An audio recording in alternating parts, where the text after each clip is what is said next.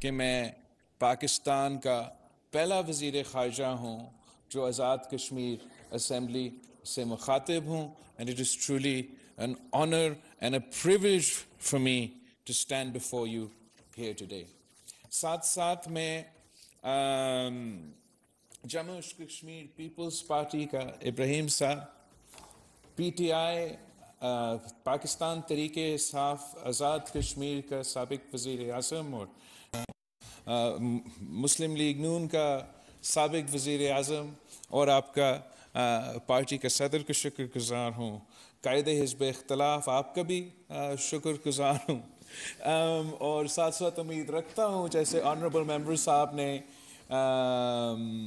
Point उठाया, कि आपके यहाँ जल्द जो स्पीकर इलेक्शंस हैं वो मुकम्मल होंगे ताकि कायदे हिज़्ब इख्तिलाफ का जगह भी जिनका हक है उनके पास जा सकता है। तो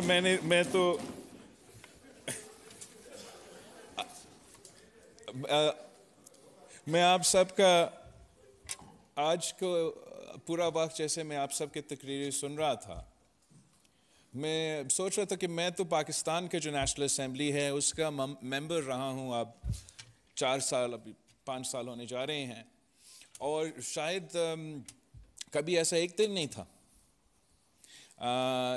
जहाँ कायदे हिज़्ब इख्तिलाफ मेंबर्स ऑफ द ऑपोजिशन और वज़ीर आज़म इस अंदाज से और इस तरीके से जिस मैच्योरिटी के साथ इस अहम मौके पे हम सब यहाँ मौजूद हैं आज अक्रॉस द पॉलिटिकल स्पेक्ट्रम। मैं समझता हूँ कि कश्मीर के जो नुमाइंदे हैं उन्होंने साबित किए हैं कि पाकिस्तान के नुमाइंदे के मुकाबले में आप ज़्यादा मैच्योर हैं, ज़्यादा सीरियस हैं, और इस वक्त आपका असेंबली हमारा असेंबली से बेहतर चल रहे हैं। तो इस चीज़ का भी मैं आपको मुबारक देना चाहूँगा। अब आप मुझे इजाज़त अगर देंगे, मुझे अंग्रेज़ी में जो फॉरेन ऑफिस का स्टेटमेंट है और हमारा पॉलिसी है इस दिन के मौके पे वो आपके सामने रखता हूँ। I am here today to express solidarity with you, solidarity with the people of Kashmir at this critical juncture. Mr. Speaker, Jammu and Kashmir dispute is the unfinished agenda of the partition of the subcontinent. The rights and aspirations of the Kashmiri people were trampled upon by machinations and intrigue.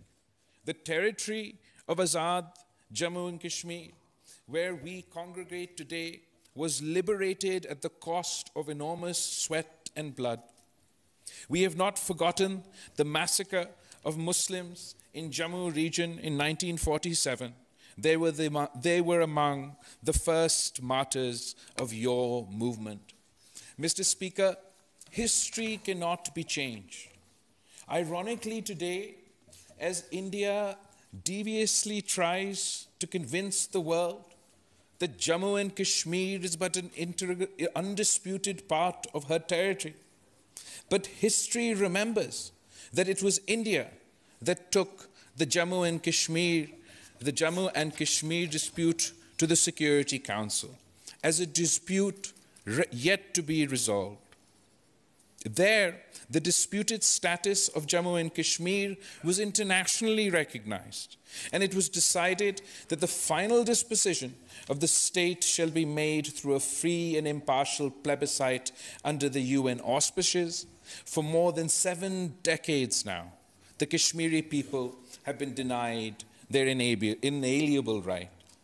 Today, I ask the world if a country can be allowed to renege on its solemn commitments to the United Nations, break its own promises, and blatantly violate international law just because they want to. I must emphasize here that the commitments under the UN Security Council resolutions are sacrosanct. They are neither servile to the whims of a jingoistic political party, nor diluted by the passage of time. India's continued denial of the rights of the Kashmiri people is a wrongful, illegal act No amount of diplomatic duplicity or Indian state-perpetrated terror can change this fact. India will have to fulfill its obligations to the Security Council by granting the Kashmiri people their lawful right to self-determination. Mr. Speaker, today, an occupied Kashmir has become an open prison, a prison where Kashmiri Muslims are forced to breathe fear, thousands of them killed, disappeared, or blinded, their lands grabbed, their properties confiscated or bulldozed, their culture disintegrated, their media muzzled. The occupying Indian forces run rampant with arbitrary detentions, torture, extrajudicial killings of Kashmiri Muslims. This mayhem continues under draconian laws allowing complete impunity for the Indian occupying forces. This wretched, perpetual and systemic Indian barbarism not just violates international law, it makes a mockery of the accepted norms of fundamental human rights. I ask those who champion the rules-based international order and place a premium on protecting and promoting human rights, how can they turn a blind eye to this savagery? It is indeed not wise to sacrifice these timeless principles for short-term interests. One cannot wax lyrical about international law and the United Nations Security Council resolutions in Europe, in the European context, and then turn a blind eye to the violation of the same international law in the Kashmiri context. Mr. Speaker, India's unilateral and illegal actions of August 5th, 2019 opened a new chapter of oppression. India's ultimate aim is to convert Kashmiris into a dispossessed and disempowered minority in their own land. The fresh delimitations, domicile certificates to millions of outsiders, and addition of millions of temporary residents to the voters' lists are part of a well-thought-out strategy to change Kashmir's demography and its political landscape. Pakistan outrightly rejects these unilateral and illegal steps. How can the world be a silent bystander when a large country usurps the rights guaranteed by the Security Council and instead use brute force to suppress those rights? Isn't it the same world that is upholding these principles elsewhere while remaining completely oblivious to them in Kashmir? Mr. Speaker, as we speak, India is hosting the meeting of a tourism working group in Srinagar. Meetings of a consultative forum on youth affairs, Y20, has already been held in Jammu, Leh and Srinagar in the past few weeks. This is yet another display of India's arrogance on the world stage. Indian occupation of a territory that is recognized as disputed under international law. India is misusing its position as chair of the G20, a forum created to address global financial and economic issues with utter disregard for the Security Council resolution, the UN Charter, and its principle. India's facade of normalcy in Kashmir is met by the harsh reality that occupied Kashmir remains one of the most militarized zones on the planet. Mr. Speaker, normal areas are not under siege by millions of troops. Normal areas are not operated under so-called governor's rule. Normal areas do not have unidentified graves and half windows. In normal areas, people are allowed to travel abroad, and journalists are free to report. How can India possibly claim that normalcy has returned to Kashmir? I wish to remind the Indian leaders that unilateral steps in Jammu and Kashmir can neither accord legitimacy to their occupation nor suppress the true sentiments of the Kashmiri people. Gimmickry cannot replace legitimacy. If India wants to be a superpower, Mr. Speaker, then India must start acting like a superpower. The United Nations Special Rapporteur on Minority Affairs speaks clearly on the Srinagar meeting that and claims that India is providing, quote, a veneer of support to a facade of normalcy. ये मेरे अल्फाज नहीं है जनाब speaker, ये United Nations के जो special रेपर्टोर है अक़लियत अफेयर्स के लिए, ये उनका अल्फाज है. Pointing out the blatant human rights violations in occupied Kashmir, he has drawn an apt conclusion that the situation in Jammu and Kashmir should be, quote, decried and condemned, not pushed under the rug and ignored. Mr. Speaker, I remind the world that there are 2 reports on the situation in occupied Kashmir by the Office of the United Nations High Commissioner for Human Rights, issued in 2018 and 2019. Those of us who are interested in upholding human rights are morally bound to pay attention to these reports. Mr. Speaker, the word Pakistan is incomplete without Kashmir. The people of Pakistan and the people of Kashmir have a unique affinity based on geographical proximity, shared history, commonality of religion. We have shared joys, shared sorrows, we share the same hopes, the same dreams, our hearts beat as one. Pakistan cannot ignore what happens in Jammu and Kashmir. It is a party to the dispute. For us, it is not a matter of choice. We are duty-bound to play our role in the just and peaceful resolution of the Jammu and Kashmir dispute in accordance with the UN Security Council resolutions and the wishes of the people of Kashmir. Mr. Speaker, my presence here today is a testimony of our nation's intergenerational support and lasting commitment to the Kashmir cause. We want good relations with our neighbors, including India. However, good relations can only be achieved through dispute resolution and not through dispute denialism. Durable peace in South Asia remains contingent upon the settlement of the Jammu and Kashmir dispute.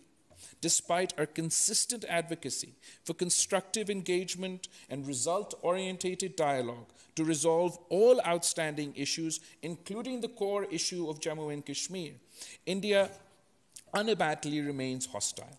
Its regressive actions have in fact further vitiated the environment, and the onus, therefore, remains on India to take the necessary steps to create an enabling environment conducive for a meaningful and result-oriented dialogue. During my recent visit to Goa to attend the SCO meeting, I repeatedly said that India would have to revert to the situation on the 4th of August 2019 to work out a way forward. Mr. Speaker, India has also been trying to use the terrorism bogeyman to mask the indigenous Kashmiri struggle for their legitimate rights to self-determination. It uses the same bogey to blame Pakistan and justify its brutal repression of the Kashmiri people. This is a complete travesty of justice. There is a clear distinction between terrorism and a people's genuine quest for freedom. Terrorism cannot be and should not be used as an excuse to deny the Kashmiri people their fundamental rights and their fundamental freedoms. Mr. Speaker, I also want to emphasize that the belligerent Indian statements about Azad Kashmir and Gilgit-Baltistan should be raising alarm bells across the world. These are not isolated statements. They epitomize a political party that nurtures and hones fascist majoritarianism and religious jingoism. If 1 billion people are economically and politically incentivized into hate-mongering, the results can be disastrous. We could be sleepwalking towards South Asia's Armageddon. Notwithstanding India's military and political rhetoric, Pakistan has exercised maximum restraint. Pakistan does not want another conflict. However, it has the will and capacity to respond forcefully and effectively and defend resolutely against any act of aggression. जनाब speaker, जितना चाय पीना चाहते हैं हम उनको पिला सकते हैं, हम अपना वतन दफा करना जानते हैं. Janaab Speaker, justice delayed is justice denied. I appeal to all men and women of conscience across the world to urge the occupying forces of India to 1. Rescind its unilateral and illegal actions of the 5th of August 2019 and the subsequent steps. 2.